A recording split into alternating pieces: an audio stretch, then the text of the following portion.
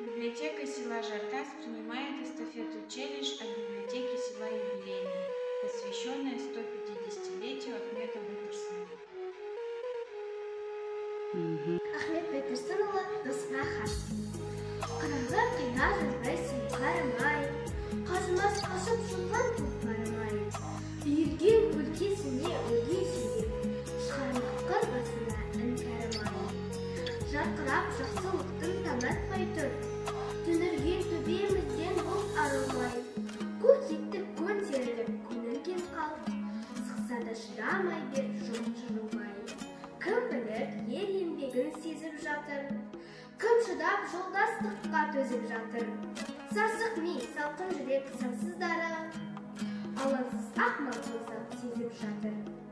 Сынайтын жақсы менен жаманды өлшеп, құлдықтың қолдарында көзі жатыр. Кешегі кеншіліктер керек қылған, бостандық болмаған соң безіп жатыр. Айтқанмен таусылма оны-мұны, талайдың танымалдың төкті сыры.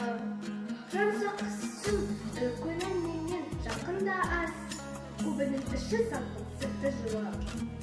Ақшаға абыройын арын сатып, аған жұрт адамшылық қалмай жаны.